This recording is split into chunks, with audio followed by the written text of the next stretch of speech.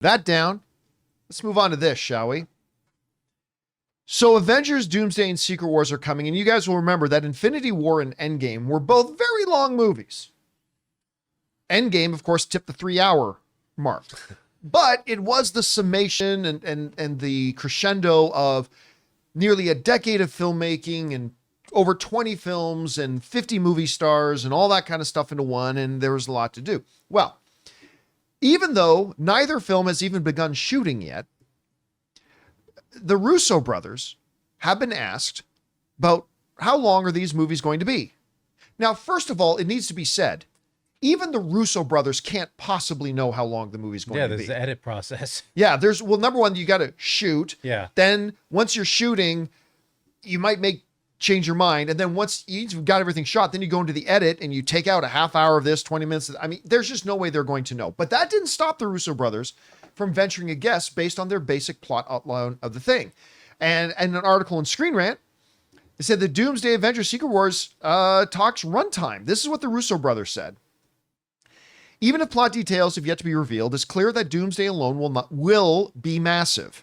Secret Wars then should have even more on its plate as a direct continuation of an adaptation of a bonkers crossover comic that unites heroes and villains old and new for an epic clash. Though they can't confirm exactly how long the two films would be once the rubber meets the road, because again, they haven't even started shooting the movie yet, the Russos are fairly certain that the runtimes will look very similar to Infinity War and Endgame given the similar pattern. They said, quote, "If I were a betting man, I would say the first one is 2.5 and the second one's 3 hours." So their guess right now, looking at what their outline is and their script is, they're guessing right now that Doomsday is going to be about 2.5 hours and that Secret Wars will probably chime in at 3, probably 3+. All right. Again, let's reemphasize they haven't started shooting this movie yet. The first movie could end up being 98 minutes and the second one could end up being 5 hours. I mean, we just don't know. They just don't know. But they're saying, looking at what they have, they're guessing 2.5 and 3 hours. Okay, so let's, for the sake of discussion, assume that that's what it's going to be. I keep telling my fellow film fans this. A long runtime of a movie does not mean it's good. A short runtime of a movie does not mean that that's bad. There's a lot of times I come out of movies and go, you know, if they trimmed out about 20 minutes, oh, that movie would have hummed. And there's also times I've come out of 3-hour movies, and there've been a couple of times when I've thought, you know what, this needed another 10, 15, 20 minutes to flesh some things out. So the length of a movie is neither good nor bad. Guys, we want to take a second to thank a sponsor of today's video, Hungryroot. You know, grocery shopping used to be one of the biggest struggles. Between your busy schedule and wanting to eat healthier, it just feels impossible to stay on top of everything. But all that changes when you discover Hungryroot, the easiest way to eat healthy without the hassles. Hungryroot is like having your own personal grocery shopper. They take care of the weekly shopping for you, recommending healthy, high-quality groceries tailored to your tastes, nutritional preferences, and even health goals. They've got it all: smoothies, snacks for the kids, ready-to-eat meals, and even supplements. For me, Hungryroot is absolutely a game changer, guys. My health goals have become so much easier to stick to. I love how they personalize my cart every week and even get smart about my preferences as I go. It's honestly stress-free and so simple. You're gonna love Hungryroot as much as I do. Take advantage of this exclusive offer. For a limited time, get 40% off your first box, plus get a free item in every box for life. Go to hungryroot.com/Campea and use the code Campea. That's hungryroot.com/Campea, using the code Campea to get 40% off your first box and a free item of your choice for life. hungryroot.com/Campea, code Campea. The one thing I got to say, Rob, that gives me a little bit of pause, although we know Joe and Anthony, right? Trust them completely, especially when they're working with Kevin Feige.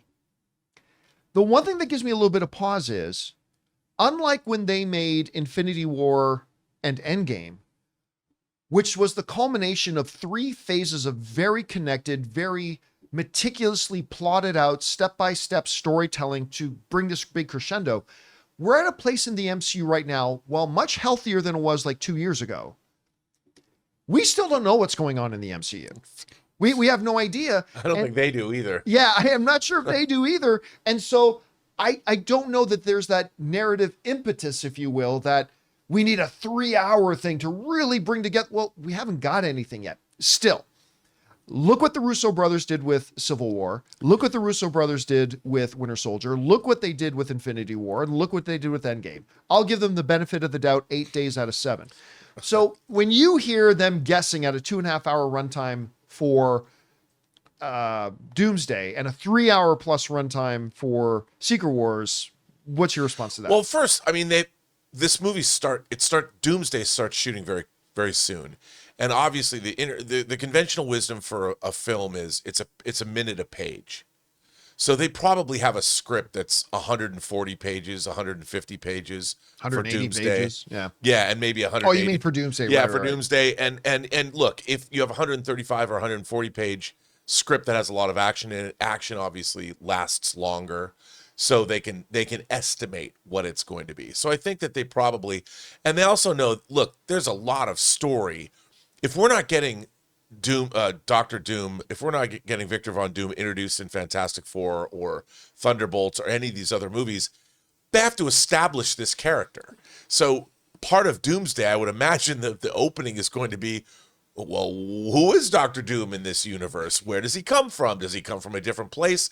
And that's going to take up, I think, a lot of the beginning of this film. So you're going to have an opening that you've got to introduce a character that nobody knows. Whereas in Infinity War and Endgame, I mean, Infinity War opens with the Black Order and Thanos having killed all the Asgardians from the end of Ragnarok, and so immediately you're in, what's going on. But with Doomsday, since we don't even know what's going on in the regular MCU, now we're expected to buy into all this. That'll be like Ultron. They've got a lot. Ultron's well, yeah, established. it could be. But the thing about Ultron is, well, yeah, you're right. That's not a bad example. I mean, I hope that. But this is, if you're going to go into God Emperor Doom, Yeah, I know. in Secret Wars. Yeah. I mean, this is basically the Doctor Doom saga, Right. and they got to do a good job. Yeah, I mean, I would say though, I'd want to remind everybody that, like, I don't think there'd be a lot of argument, maybe a little bit, if I said two of the, if not the two greatest movie villains of all time, Darth Vader and Hans Gruber. Both of them just came into a movie. Star Wars was 2 hours. Die Hard was 2 hours.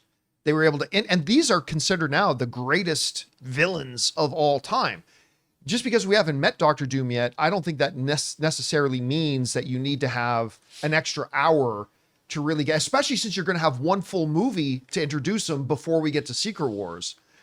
I think it's more about maybe, you know what I said earlier, that I'm a little bit worried about the fact that the whole MCU felt so disjointed. Yeah. Maybe more runtime is needed to create that feeling of unity, to create that feeling of a storyline. I agree, because remember, we had, it was interesting going into Infinity War, the Avengers were broken apart. Yep. No one knew where Steve Rogers, they haven't talked to any of these people. And so that was built up beginning all the way back to Winter Soldier and Age of Ultron. So you had this ongoing storyline that people were already invested and interested in. And going into this, it's like, who knows what that is? Yeah. So look, I got to tell you, I'm excited. I'm like, I'm waiting for that Secret Wars omnibus to show up. I can't wait to. I read the individual issues when they came out, but I'm hyped. Yeah. Especially if that leaked.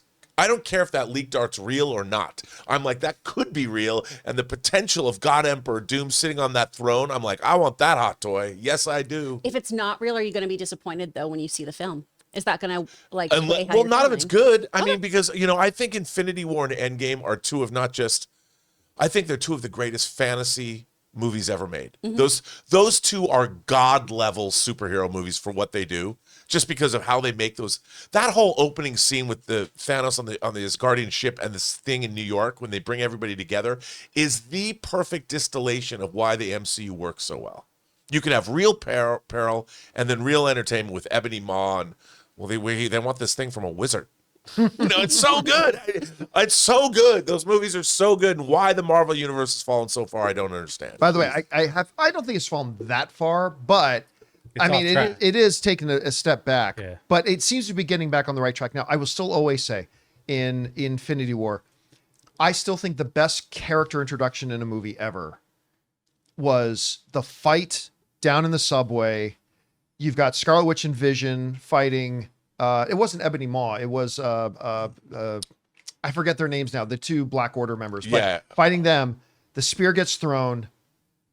Captain America catches it and steps out of the shadows with the beard. To me, that even tops Thor arriving in Wakanda. Yeah. Said, "Bring me Thanos," which is great too. But I love that Captain America. What was crazy is everyone in my theater was pregnant after that. Yeah. It was really and like weird. in their second trimester. Yeah, Yeah. it was crazy. Everyone. Chris, what do you think about this estimated runtime about these movies? What does it tell you, if anything? Is this what you thought? Surprised? What do you think? I mean, it's pretty much on par with where I thought this was going to be.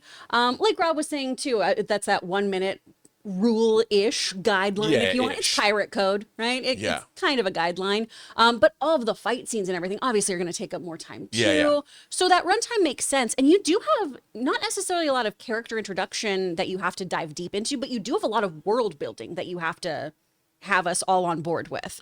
We need to have our, suspense, our disbelief suspended that we are in this other world, that these are the parameters, that everyone's on board with what's happening here or not, Plus, there is a question that I think needs to be answered in Doomsday at some point, and that is, which Ben and Jerry's flavor are Wong and Doctor Strange eating today?